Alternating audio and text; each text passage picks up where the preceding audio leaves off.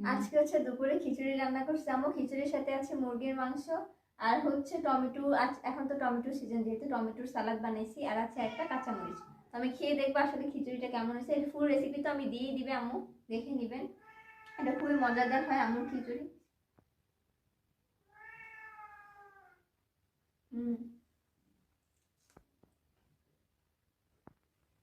অনেক মজাদার হয়েছে, কালারটা দেখছেন?